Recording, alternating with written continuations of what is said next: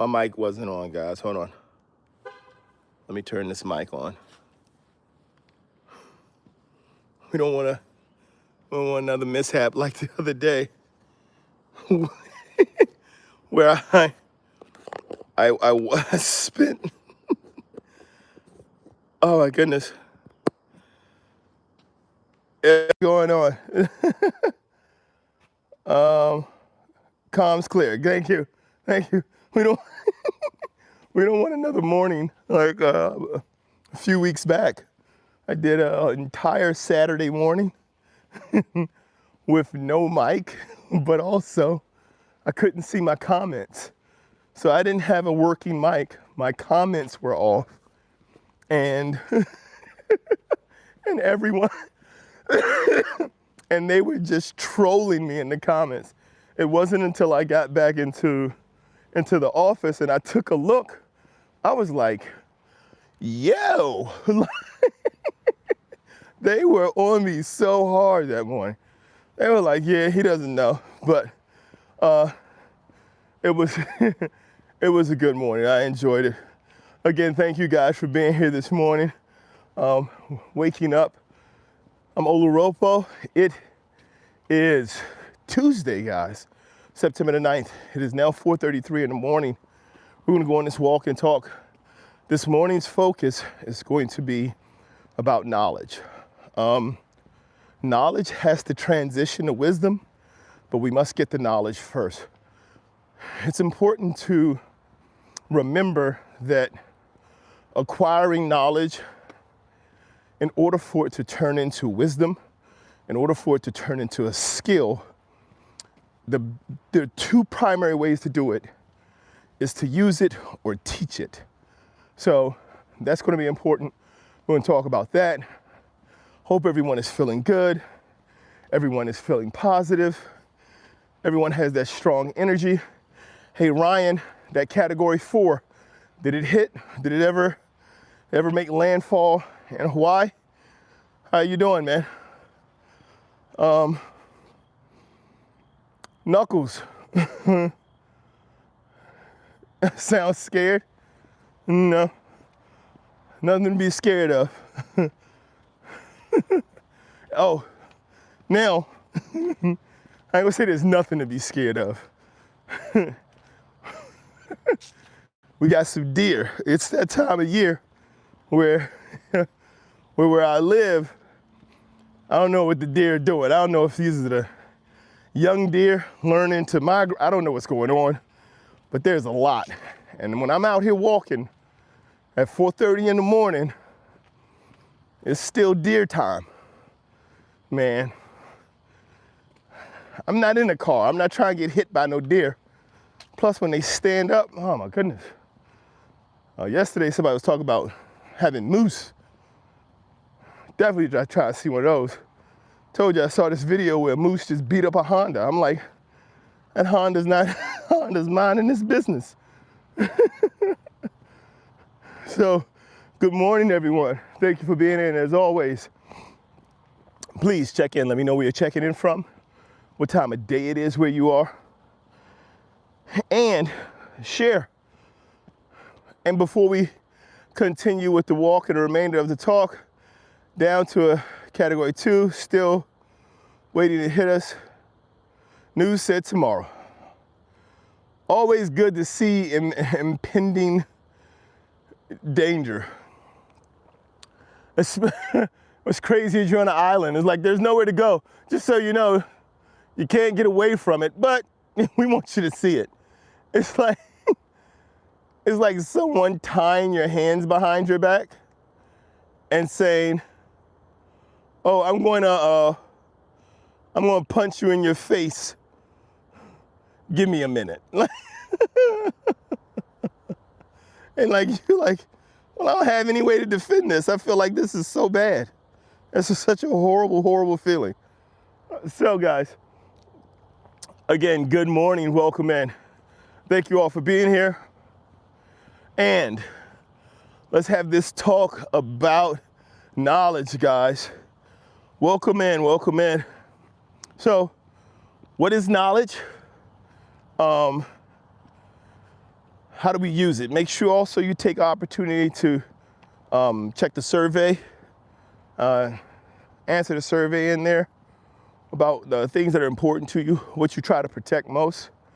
But the big thing about knowledge, and yesterday we were talking about your thoughts, protecting your thoughts, which is very important. Being able to protect your surroundings, your environment, the type of information we take in. But your knowledge is going to be important because once you start protecting your thoughts, you build an environment that is conducive for growth. And that when you're protecting your thoughts, as we were talking about yesterday, now your mind is still looking to take in things. It's still looking to acquire information, which is why, as I said yesterday, all of our senses are designed to take in information. We have 5 senses. None of those senses are designed for us to convey information to others. Others must use their senses. And of course, you got the 6th sense, but that's still information that you receive. None of our senses can convey information to others.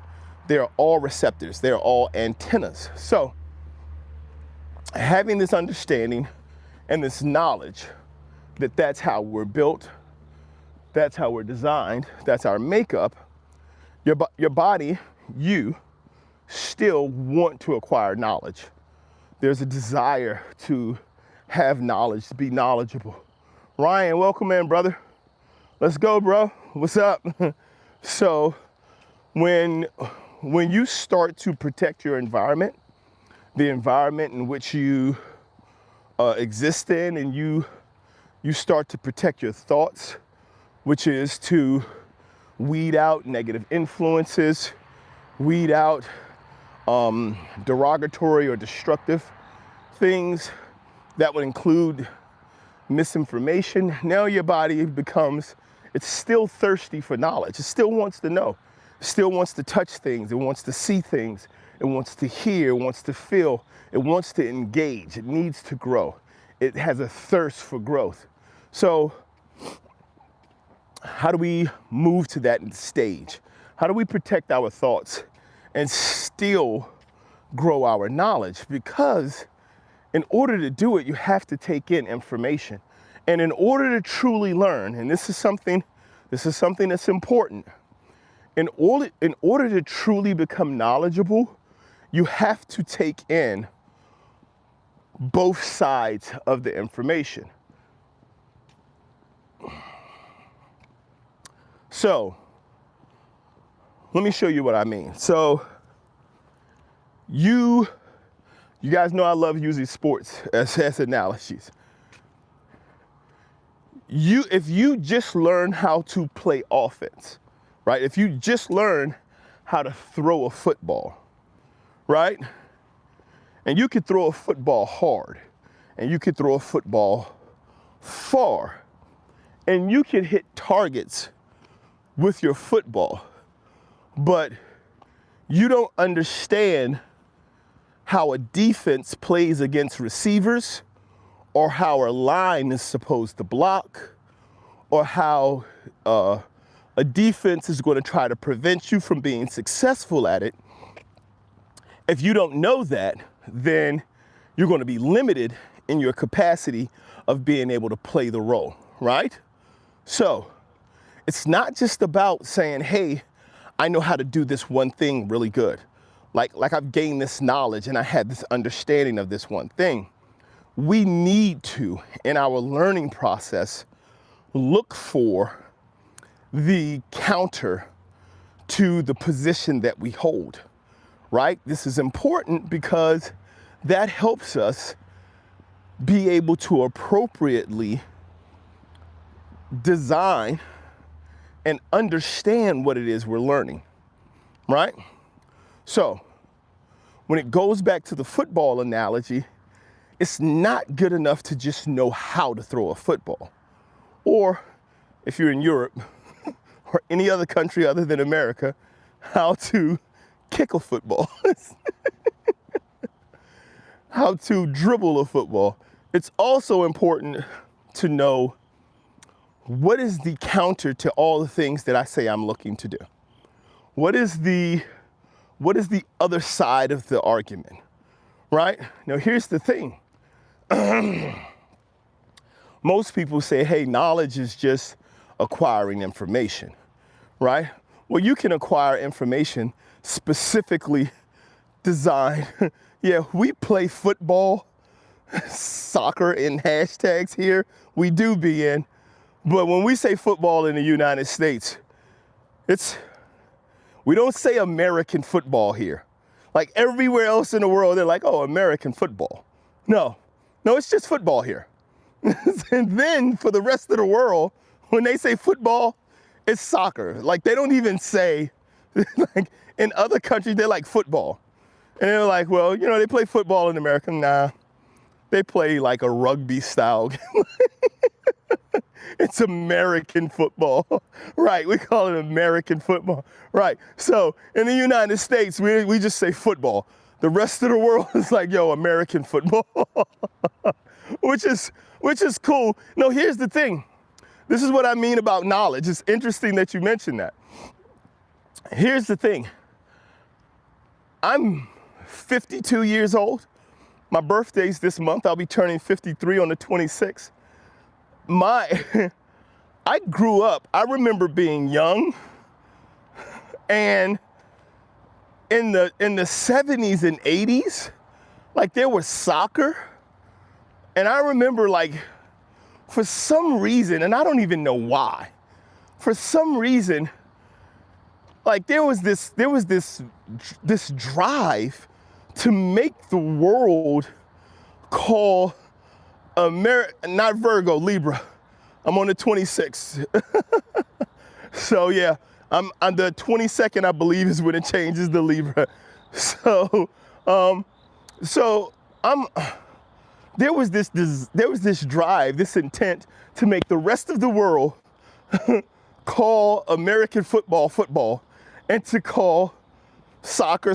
I remember we used to have these debates, we used to have these discussions, these arguments, and it was like, no, dude, this is football, that's this, and like that's American football. But what it did is it made me become aware, right? As a young man, it made me become aware that not everything in the world is the same where it is, because both statements are true, right? American football in America is just football. Soccer, as we call it, in the world is football. Football, however you say it. It is that for the rest of the world. Now, is it possible for that one thing, right? That one thing that is right for you here in America, is that one thing that's right for you change everything else in the world? Again, we're talking about knowledge this morning. We're talking about understanding. Yes, it is right. In America, it's football. The rest of the world was like, no, American football. It's still true. But you have to have the knowledge to even know how to have the conversation. And as a young man, as I was learning and as I was growing, and it's not something then that I was like, oh, well, I'm so much smarter now because I know. It wasn't. But as we get older, we start to understand, in order for us to know where we are with what we know, we need to be able to know the opposite as well. We need to be able to understand the other side. If all we're looking for, and there's a term for this, if all we're looking for is information that validates our position, we're not growing our knowledge. That's not knowledge growth. In order for us to truly grow our knowledge, we need to understand the antagonist and the protagonist portion of the argument. We need to understand what the other side is saying. So, knowledge and humility helps you to focus on your own growth. That's exactly what knowledge does. Because, and you're absolutely right, being able to incorporate the humility of it, right? Because as I told you, growing up, it was like, nah, man, that ain't football, this is football. You have to have the humility to understand, dude, who are you to tell everybody else that you're right and they're wrong? It doesn't matter how many people are on your side. Get the knowledge. Then you come to understand, you're like, oh, wow. For hundreds of years before we started playing football in the United States, they were playing football like everywhere else on the planet. And on top of that, this football in the United States, study old American football. Old American football, it was like, yo, we're gonna get these guys together. We're gonna go out here and fight. But just to keep it entertaining, we're gonna throw a ball out there. We're gonna throw a ball out there just so they have something to hold while they're doing it. Let's just make it a little bit more challenging. Like literally, people talk about the rule changes in American football today. Check the history on American football. People used to die. Like, this is not funny. It's not funny in the fact that people died. It's funny in the fact that at the onset of this game, it was literally men going out there and was like, this it might not be sin, but like there was an understanding that you may not see your family. People died playing this game. That's the, like, check the background. It used to be very, very violent, intentionally violent. And so now you look at it today and people are making millions of dollars, and if someone injures a knee or turns an ankle or gets a horrific injury like breaking a leg, it's like, oh my God, it's devastating. People used to die, right? Part of it is probably because we had some very lax medical conditions or medical support in that time. Part of it is probably knowledge, like that was gaining the knowledge, but you have to have the other side of the argument, right? You have to understand that this is the part of knowledge. And as BN said, yo, Champagne, what's going on? What's happening this morning? You have to have the other side of the knowledge, the other side of the argument in order to grow, right? A few years back with the CTE and the damage that's done to the brain from the repeated impacts and how people, quality of life is degraded in the future. You have to understand that. You can't just say, oh, football's perfect, right? And then ignore the information that shows, hey, there are dangers. There are dangers that can impact your life significantly, and stop just throwing children out there. Cars coming, guys. Wait a minute. Y'all ain't gonna let me get hit by no car. So, what does this mean? Why is all of this relevant? We're still talking about the same thing. We're still talking about knowledge. We're still talking about acquiring knowledge, using that information correctly, right?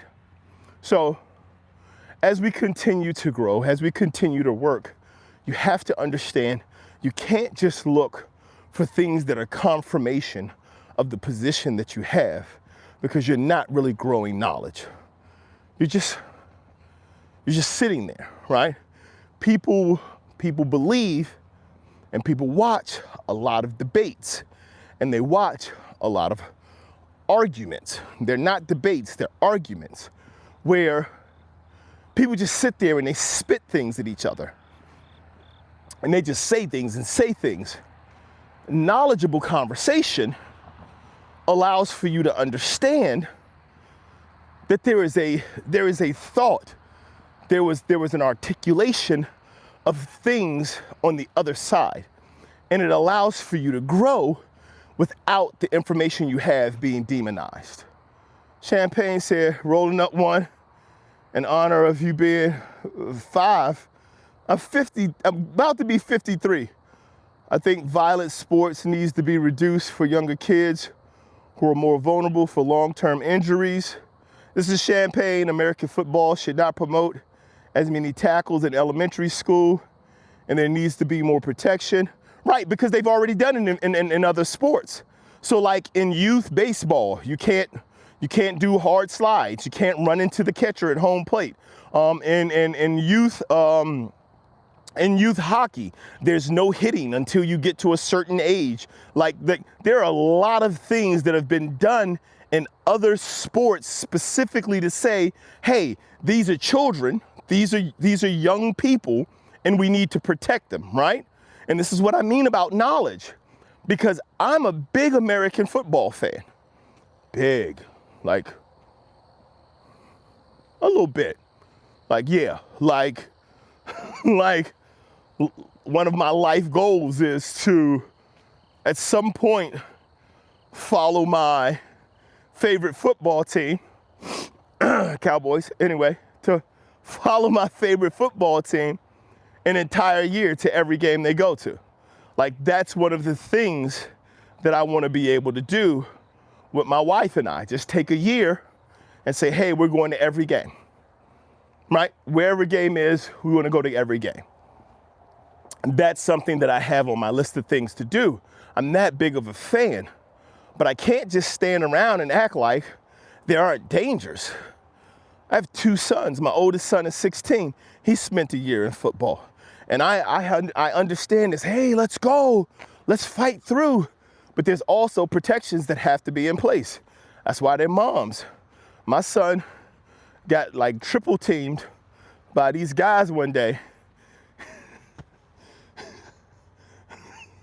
My oldest son, in the 1 year he played football, called him the man child. He went out there and he was pushing people around on the offensive line and defensive line. They ran at him one day with like 3 people, and he was slow to get up, and his team wasn't good. He was slow to get up, and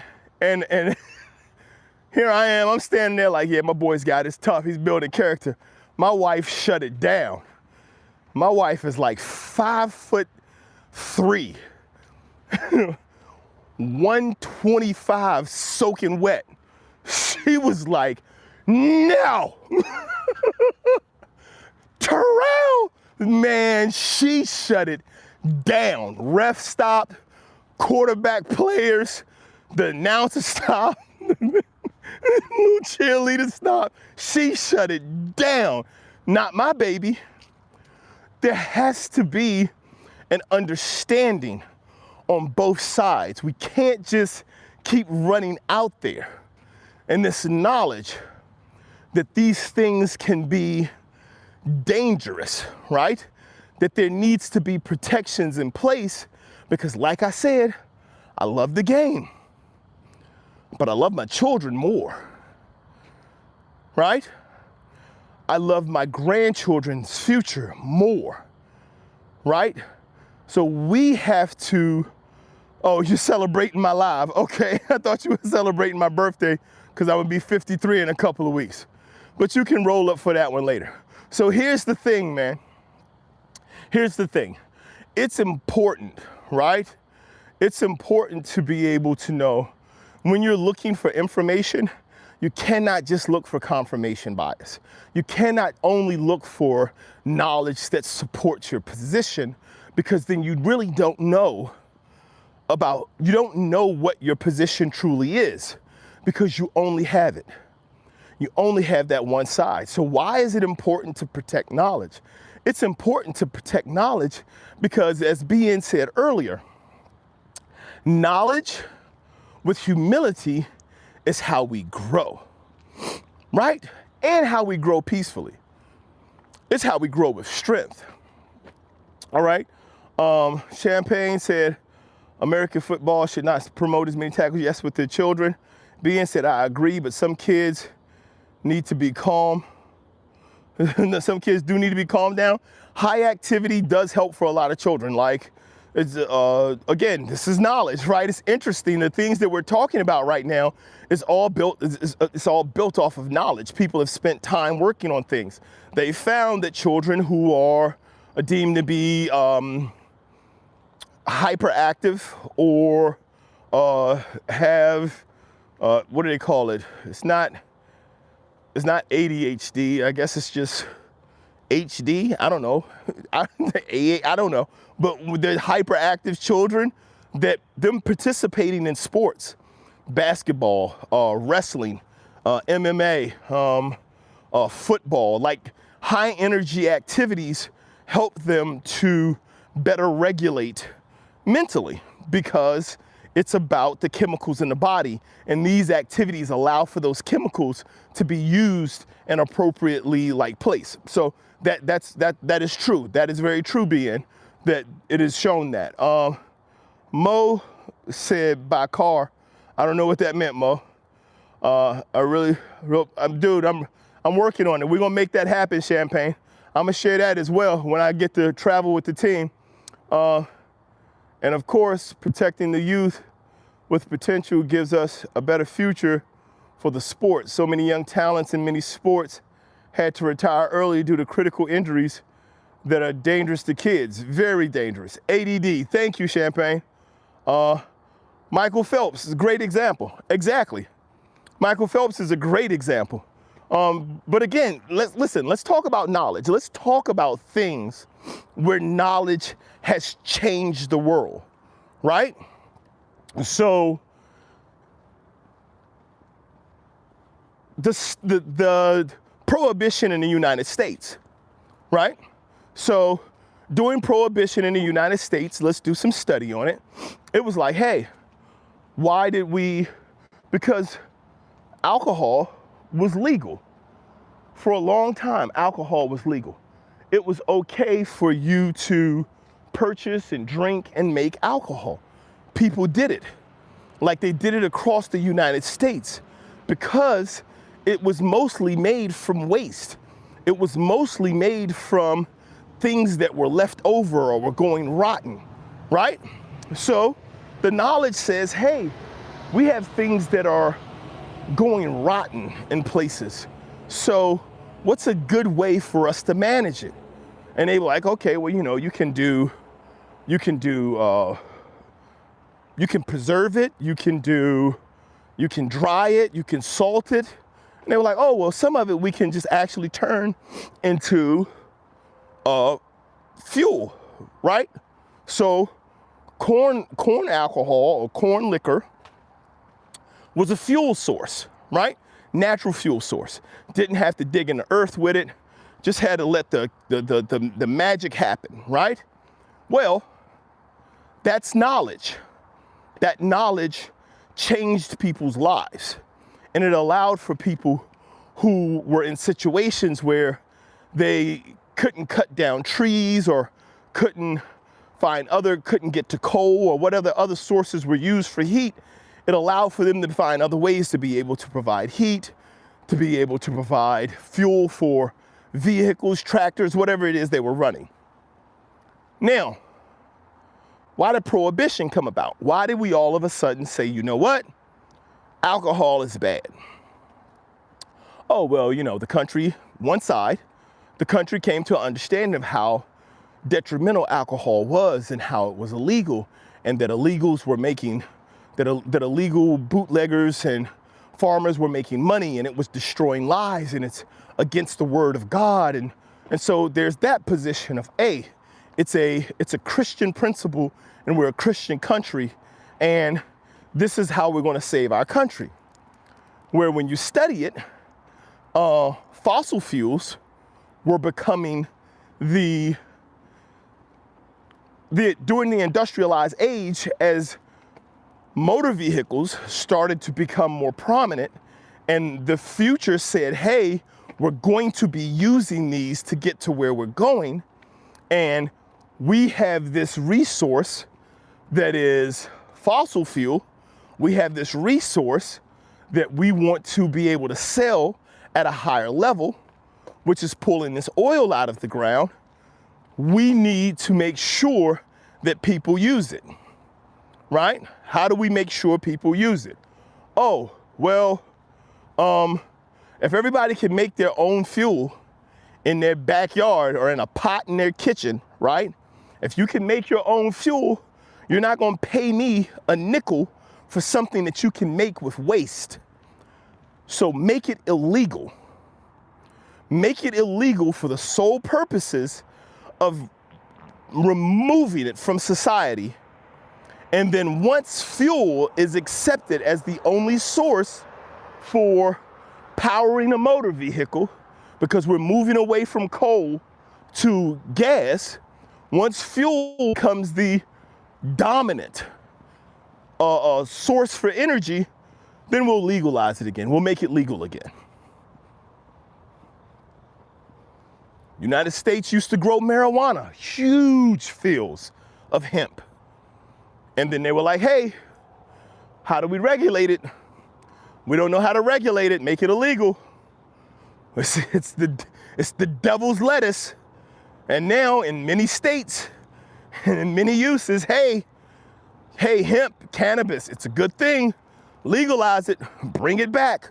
We were wrong, right? So where's the knowledge on our side? The knowledge on our side is simply looking at it and saying, hey, if somebody tells us something, if the government, if a teacher, if an officer, if a parent tells us something, we want to be able to hear it.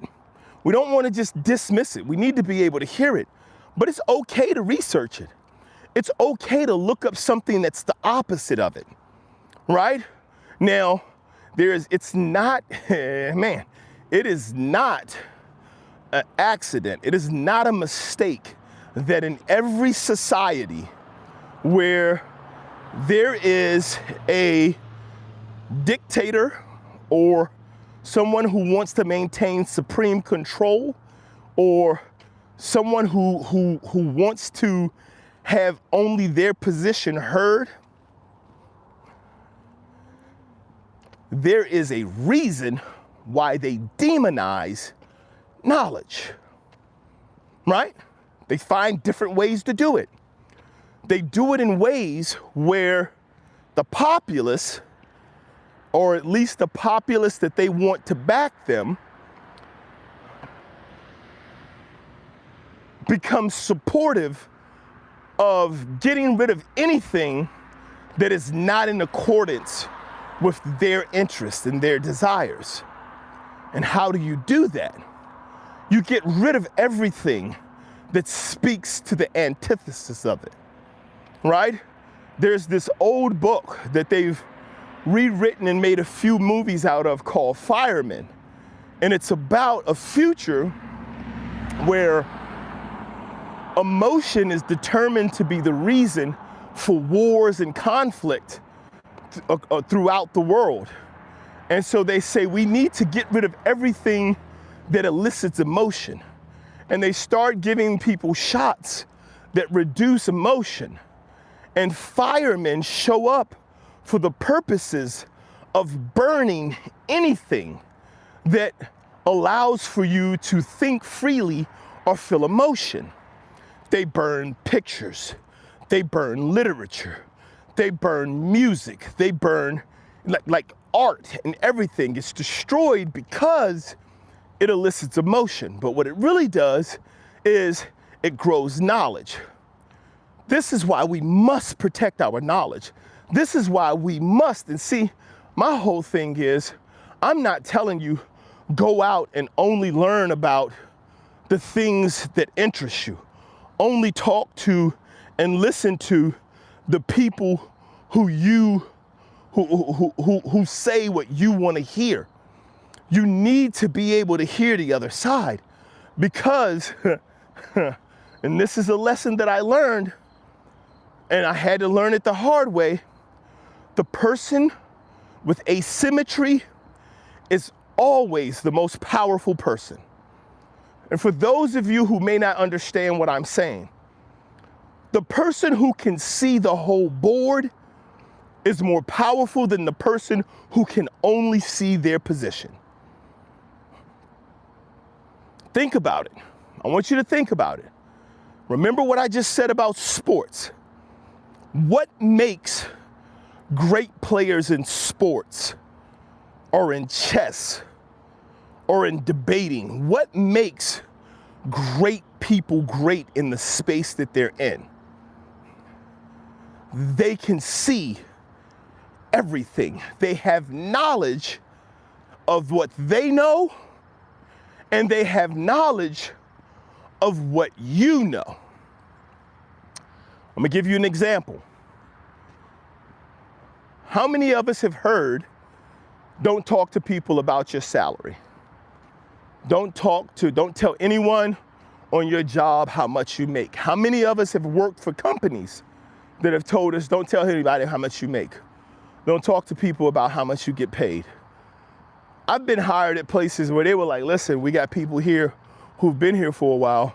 We're gonna start you higher than what they're currently making. Don't talk to them about it's important you don't share how much you make. Right? Why is that? The manager knows how much you make. They know how much the person next to you makes. They know how much they have to pay. They can see it all. But all you know is how much you make.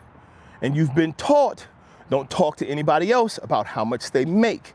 How is this knowledge powerful? Well, because the management knows what everybody makes, but you only know what you make. How do you know what your value truly is? How do you know what you're truly worth? This isn't talking about, hey, like you need to go in there and kick in the door and tell people you want money. I went and did that one time. It was silly. That's not what it's about.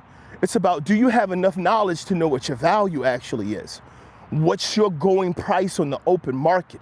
What are you actually worth versus what someone tells you you're worth? That requires knowledge. You have to know the other side. The person with asymmetry is always in control. Tom Brady sat down, had an interview, and he was like, man, they were like, how were you so good? He was like, dude, all I did was study. All I did was watch film. He was like, I watched people's footwork. I watched the way they look. I watched the way they align. I watched the way they played third downs over and over and over. I knew their defense better than they did. I knew what they were going to do before they did it. I knew what we were going to do, and I knew what they were going to do in response to it. And I knew what they were going to do if I changed it to something else.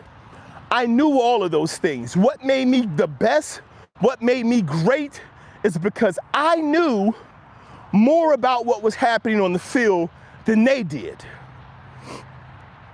No, I wasn't the fastest guy, wasn't the strongest guy, wasn't the biggest guy, but I'm the best to ever do it.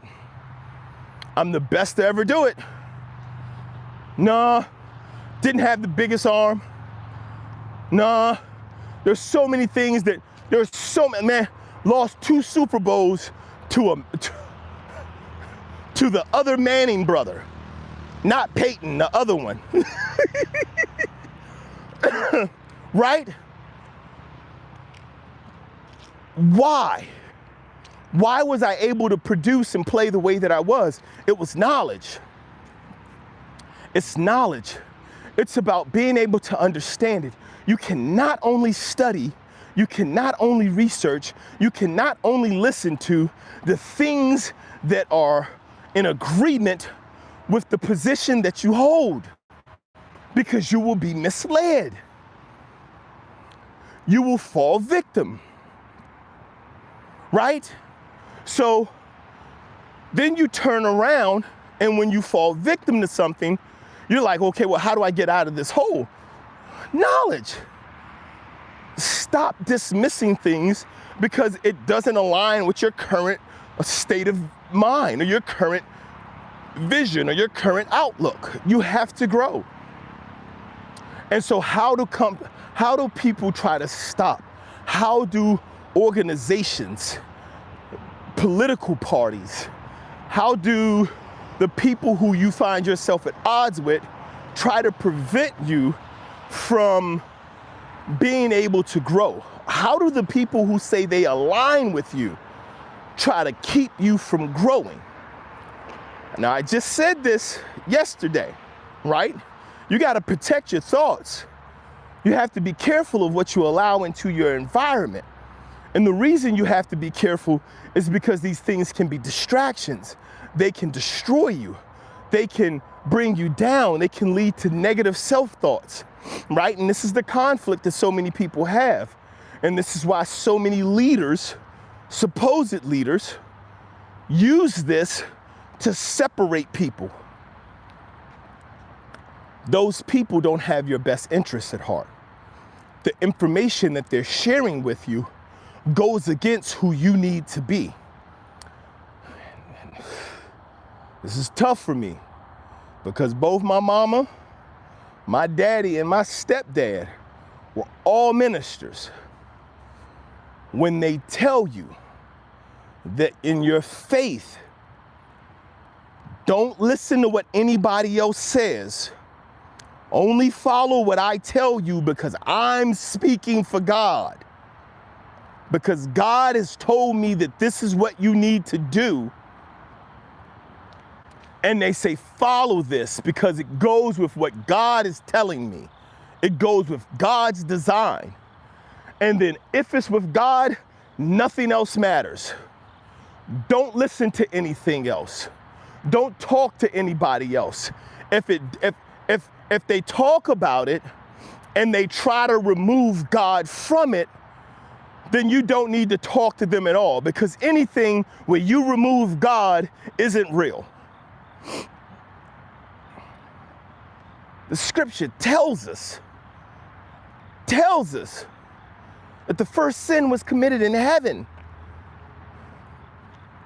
Right? The scripture tells us that we are born in sin. Right? I'm not big, I believe that faith is a very personal thing. I know that my faith is my personal relationship with my Lord and Savior. I'm not a preacher. I'm not a pastor. I'm not a minister. I'm not here to tell you what your faith should look like. I am here to tell you, if a person tries to put themselves between you and your God, between you and God, period, in any way, if a person tries to put themselves between you and them and says, follow me because God told me to tell you to do this, you need to take a moment. You need to take some time. Because we don't, again, it's about knowledge. You have to study the Bible. You have to study the things. You have to read the things that are opposite of what you want to hear. Because even in the Bible, when the Israelites were in the wilderness after leaving Egypt, when they were in the wilderness, all the lands they passed through had rulers and kings. And they asked for one. And God went back and told them, he was like, yo, y'all do know I'm dropping food from heaven and hitting you in your head with it. Like, you guys don't, like, now y'all want a king that's gonna make y'all grow crops and then take most of them? God told them, men are flawed. He's gonna hurt you. He's gonna turn away from me. He's gonna mislead you. Kings are not, you don't want a king. You got God. And they asked for a king. He's like, give him a king. And the very first thing that happened is he did all of those things. And they were like, Lord Jesus. They were like, Lord, help us. What have you done? They were like, we gave you what you wanted. Gave you what you wanted. Where is the knowledge? You have to understand that the Old Testament was written essentially like an entire song. There were no words for science because all they had was God. There was no word, there was no science side. Imagine that. Look it up. I don't know in what year the number 0 was discovered. For the longest, there was no number 0. There were numerical systems that were not base 10. It takes knowledge. You have to look in the areas where things are not what you know and they don't go with what you think is right in order to challenge yourself to learn enough to make good decisions and to use the knowledge that becomes wisdom. Knowledge is important. Seek it out. But don't seek it out solely for the purposes of saying, hey, I have this knowledge. Seek it out for the purposes of being able to apply it towards your growth. Seek it out for the purposes of being able to understand, hey, it's stuff going on and I want to know more of it. There are things that I know and things that I don't know. I don't even know how to have a position. Why is this important, guys? Because knowledge leads to wisdom. It's the application of knowledge in specific situations that becomes wisdom. It's how we grow. It's one of the ways that we're going to be able to use our discipline to move from where we are to wherever it is we want to be, to see the things that we want to see. As I said before, there are so many things you don't know until you start to do the thing. It's impossible to know. Am I stepping on? Like somebody's whole outfit is in the road. Stepped on like 2 shirts and a pair of shoes.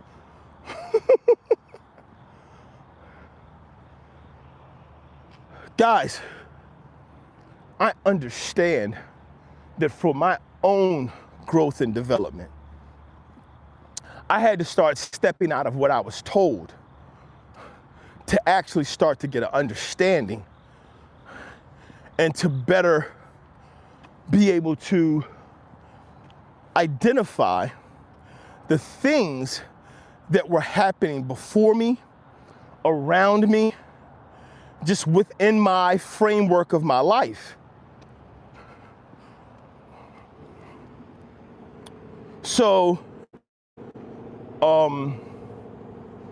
Martin Luther King, right? Let's talk about Martin Luther King for a second and about knowledge. Now, Martin Luther King, great American orator, very prominent in the development and the movement of the civil rights in the United States and human equality. And Martin Luther King was under investigation the entire time. He was a part of the movement. The FBI bugged his phones, bugged his house, knew he was having extramarital affairs, gathered information for the purposes of being able to use it as blackmail to control him. It's not new. The United States looking into the lives of Americans, especially Americans that they believe can be a threat to the way of life that they want to promote, is not new. It's not something new that happens. But here's the thing. Here's the knowledge side of it. The thing that I found interesting is that when he was assassinated, he was back in the South, the deep South, to bring together white and black disenfranchised sharecroppers to let them know that you guys are at odds with one another, and people are telling you that it's about race, and it's not. It's about economics. If a person can convince you that you're better than someone that you're in the same boat with, right? You're both on a boat that's sinking, but you are better than them because, well, this boat has your name on it. You're both sinking. No, you're better than them. Stay on it. No, don't get off. Nope. I know we're on a boat that's not sinking and you're on a boat that is sinking, but know that on that boat, you're better than that other person because, well, you can swim. When someone convinces you that you're better than someone else, that you are in the same drastic, impoverished circumstances that they are in, you have to grow your knowledge. You have to start asking questions. You have to get a better understanding as to why. What is going on? What is really being said? What is the purpose? What am I doing? We are both drowning, and you are on a boat that we could both fit in. When someone's telling you stay in your boat that's going down and then beat down the person under you, so at least you drown last. You're better than them. You're not going to drown first. You're going to drown. Don't worry about it. Nope, not putting you in this boat. Nope. I'm going to go get somebody and send them back for you. If you're still here, I got you. But you didn't drown first, so you're better than them. When someone is teaching you and talking to you in this way and leading you to believe that you are better, you're not as good as me, but you're close to what I am, which makes you better than anybody around you. And you're all in the same impoverished situation.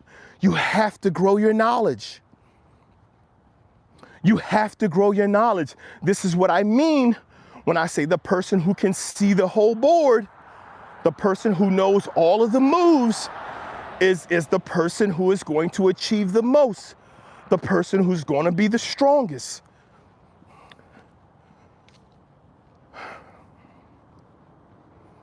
Knowledge is important, and you have to seek it.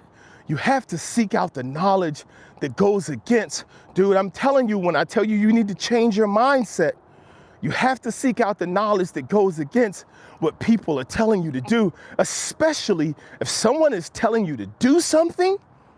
If someone is telling you to do something that's going to benefit them, and it's not something that they're doing for themselves, man, you need to start asking questions. You need to start asking questions. I told you about the situation where it happened to me. I'm in this gym. I'm telling everybody, here's the stuff you need to do. Here's how you could be a personal trainer to make money. And then the client standing right in front of me, she says, well, why aren't you doing it? I was like, damn, why am I not doing it? When somebody's telling you something and they're telling you it's great and they're telling you that it works, I can't talk to you about discipline if I'm not applying it. I can't talk to you about savings and financing and investing if I'm not applying it. That's why knowledge is important. It's not just about where it comes from, it's about testing it. It's about looking, hey, let me ask some questions. Let me see if I can prove this wrong. I was working for a company, and the company said we're going to go in this specific direction. We're going to start doing things in this way. And when they first said that they were going to do it, I was like, man, this isn't going to work. I'm like, it's not going to work. I started spreading dissent amongst the other workers. This isn't going to work. They don't understand. This isn't blah, blah, blah. All of these problems. Then I moved up, and when I got into a leadership position, I'm now the person who's saying, okay, here's what we're going to do. This is how it's going to work. Everybody's like, you don't understand. I'm like, I do. I've been there. I've been in a position. No, it's different. You don't understand. And then I figured out that the only way in that situation to determine whether or not it would or would not work required the same thing. It required for me to try to break it. And you know how to try to break it? To do it the way they say do it to the best of your abilities. That's how I tried to break it. The company said we're going to take these specific actions with these specific people in this way. This is how we have to do it. I'm looking at it and I'm saying the numbers don't work. I don't think it's going to work out. Doesn't matter what you think, it's your job. Nope, I'm not doing it. send somebody else. Hey, it's your turn. Go up there, do your job.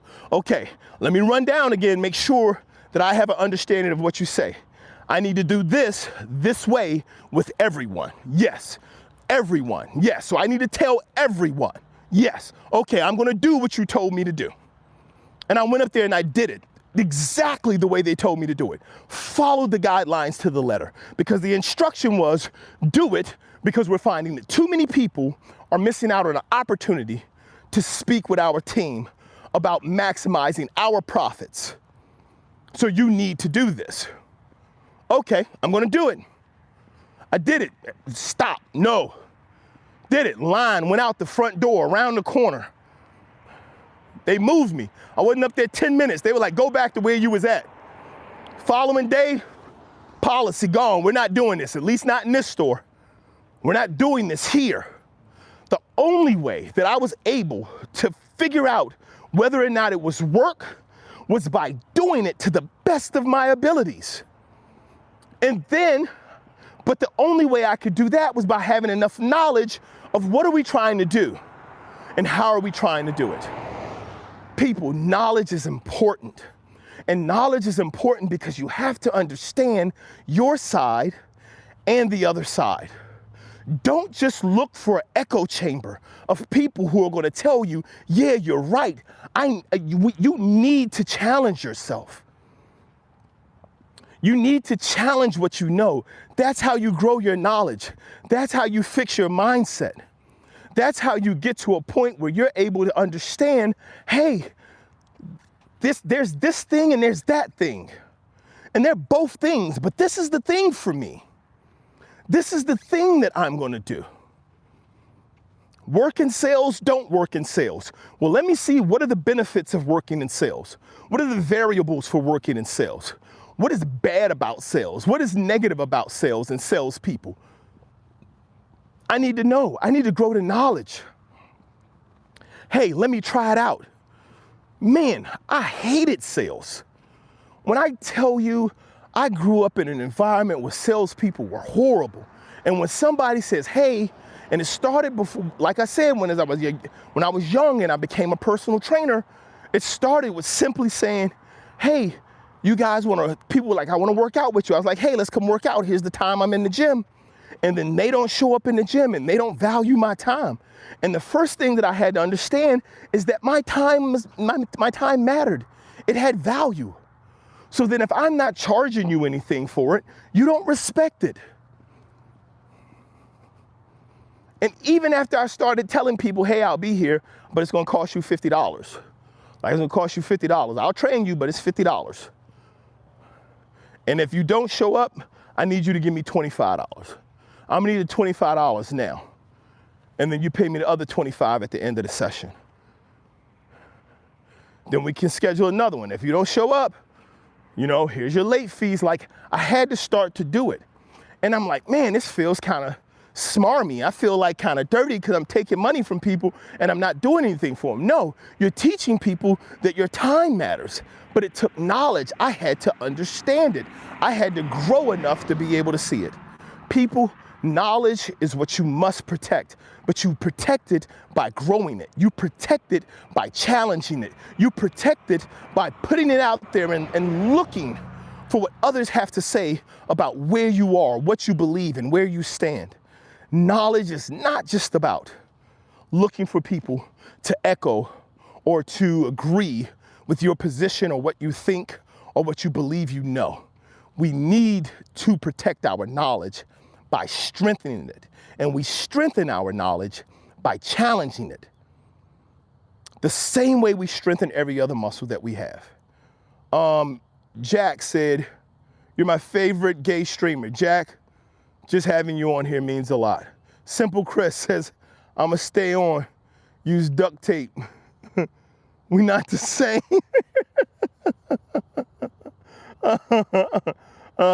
Simple Chris was agreeing earlier. So this is what I'm trying to say. This is what I'm trying to share with everyone about knowledge.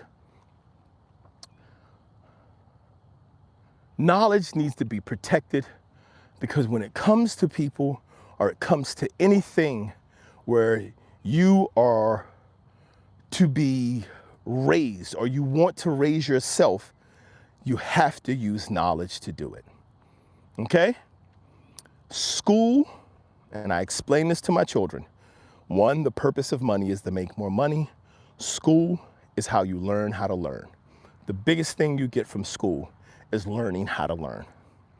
A lot of the things that you learn in school are not things that are going to be applied in your regular day life. History especially is told from the viewpoint of the victor. You need to research history, right? I watched this old YouTube post from Minister Farrakhan a while back about Gaddafi.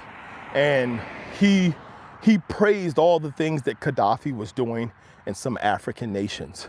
And then the flip side of that is he killed a couple people. Like he kind of warlorded that thing a little bit. He kind of gangstified an entire nation. But here's the thing. You have to know both sides. He wasn't just gangstifying for the purposes of saying, yo, I'm a gangster. Maybe a little bit. Maybe every once in a while he did. Maybe. But there was also a vision that he had and things that he wanted to provide. Right? In the same way, we as the United States can look back and say, yo, like we're doing pretty good right now. Like as a nation, as people, as with understanding and growth and development as a young nation, we're doing pretty good, right? People are doing pretty good because we're coming together. We support each other, right? We don't have as many things separating us as we do bringing us together. Even though people want you to believe that we do, we really don't. We're not as bad off as some people would like for you to believe, because it benefits them to have enough people believe that we're doing bad. Right? Dude, guys, we're doing bad. We're doing bad. We need to fix it, right? It benefits them. But we got to remember where we came from, right? Saw this guy who was giving a speech, and I can't remember his name. He was talking specifically about, hey, everything that we think we did great, we remember. Every time we were scarred or hurt, we remember. We have a moment of silence. We celebrate it. Independence Day, the 4th of July, we celebrate it. The birth of a nation.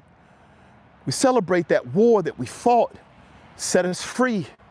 It freed us from the tyranny of England so we could not pay tax on tea. Right? We celebrate it. We tell the stories of our fight and our work to overcome. That dog is on a chain with someone. I thought it was free, y'all. I was about to see me swinging this gimbal. So we celebrate those things, but the things that we don't like, we don't talk about. We tell people to get over. Hey, listen, I get it. We handed out blankets. Listen, this is important. This wasn't an accident. This is fact. This is recorded. This is an action that we took intentionally. We handed out blankets, chemical warfare. We handed out blankets. We came as people looking to help during a horrible time, and we passed out disease to people because they weren't like us. Intentionally, we did it.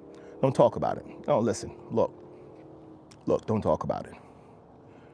We can't stand here, and this is why knowledge is important. You cannot stand in a position and challenge yourself, or refuse to challenge yourself because you don't like the story. Knowledge of yourself, knowledge of your past, being self-aware and being accountable doesn't mean beating yourself down. It simply means, hey, it happened. We got to do better. We have to learn. We have to grow. People, knowledge is important because knowledge leads to wisdom. Knowledge and wisdom with humility leads to a better world. not just a better us. We have to be able to look at what people say. We have to be able to hear what other people say. And we can't just dismiss people because we disagree with them. That's why knowledge is important. Grow your knowledge, protect it. Don't let anybody tell you that a book is bad. Somebody wrote it, somebody's reading it. I need to read it just so I can know what the other person on the other side is thinking. Even if I don't agree with it, I need to be able to see it. I need to be able to understand it, even if I don't want to apply it. That's what knowledge is. We get knowledge of others. We need to talk and hear more about what other people say than we need to give about what we say. Ask people. When people come on here and they say, hey, can you help me out with this? Can you give me advice on this? Sure. Tell me a little bit more about your situation. I need to know, because there is a general sense of things, and then there's actually a knowledgeable, direct sense and approach to speaking, sharing, and growing. Grow your knowledge and protect it. And don't just grow it by reading about and researching and accepting things that say what you want to hear. You have to be able to hear both sides. You have to. Guys, it is now 5:38. Thank you so much for joining me here on this walk and talk this morning. I appreciate everyone for being here. As always, if you have not done so yet, please take an opportunity, hit that thumbs up. It doesn't cost you anything. It's just a way that you say support something that you heard, something that you saw, or even something that you thought during the process. Also, the merch is now available on the page. You can go in, you can take a look in the description on the page. You will see a link to go directly to the spread shop where you can get all of the BNV material, including hats, bags, cups, mugs, stickers. It's all there for you guys. We have different designs. Love to see you guys take a look at it and grab some of it. Also, if you would like to support the channel and the channel growth, there is a link tagged in the comments that you can click directly to contribute, and you can also go to the page and see other ways. Keep in mind, guys, what we're doing here is we're growing. We're growing the platform specifically for the purposes of helping others to reach their goals and expanding not only their minds, but their wealth and their freedom. The best way for you to be able to contribute to the channel is to like, subscribe, and share. Thank you for being here. We're still on our push to 2,500 subscribers and to hit our threshold of 3,000 hours to be monetized. All of your support is appreciated. It's great to see you here. Remember, guys, I didn't say it much today, but even with knowledge, it's going to require that you do the same thing with discipline. Repetition needs to be followed up with patience, which needs the consistency of a plan, and then perseverance. It's the thing that salts your soul. It's the thing that works on you while everything else works on the goal. So, guys, keep doing what you're doing. Keep checking in. I want you guys to have a blessed Tuesday. And as always, keep showing up, keep blowing up, keep growing up. Until next time, guys, take care and God bless.